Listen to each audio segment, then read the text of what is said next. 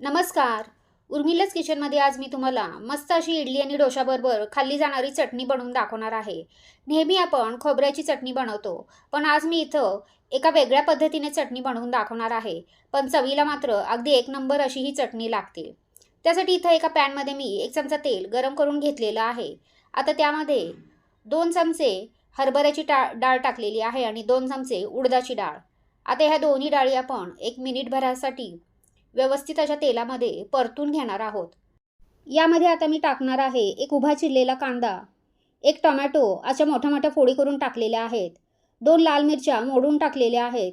इथं मी कोथिंबीरची थोडीशी देठं टाकलेली आहेत आणि थोडंसं आलं. आता हे सगळं आपल्याला 1-2 मिनिटासाठी व्यवस्थित असं परतून घ्यायचं आहे.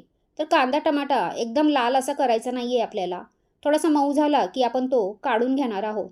तर इथं कांदा टमाटा व्यवस्थित परतला गेलेला आहे.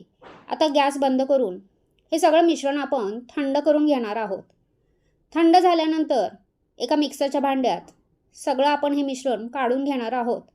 आणि आता यामध्ये मी थोडीशी चिंच टाकलेली आहे आणि वरून चवीनुसार मीठ आणि थोडीशी साखर. तर यामध्ये मी टमाटो आणि चिंच टाकलेली आहे म्हणून करता थोडीशी साखर टाकलेली आहे. आता हे आपण सगळं बारीक असं मिक्सरला फिरवून घेणार आहोत. तर अशा पद्धतीने मस्त असं आपण इथं मिक्सरला फिरवून घेतलेलं आहे. एका बाउलमध्ये मी ही चटणी काढून घेतलेली आहे. आता याची कन्सिस्टन्सी ॲडजस्ट करण्यासाठी यामध्ये थोडंसं पाणी मी ॲड केलेलं आहे. तर तुम्हाला जशी चटणी हवी असेल त्यानुसार तुम्ही पाणी यामध्ये ॲड करू शकता. आता या चटणीसाठी मस्त असा तडका आपण बनवून घेणार आहोत. तर एका तडका पॅनमध्ये इथं मी तेल गरम करून घेतलेलं आहे. त्यामध्ये मोहरी, कढीपत्ता आणि थोडासा हिंग टाकलेला आहे. आता ही मस्त चुरचुरीत अशी फोडणी आपण चटणीवरती ओतून घेणार आहोत. मस्त अशी इथं चटणी आपली तयार झालेली आहे. तर नेहमीच्या खोबऱ्याच्या चटणीपेक्षा अगदी वेगळी पण चवीला मात्र अगदी एक नंबर अशी ही चटणी लागते.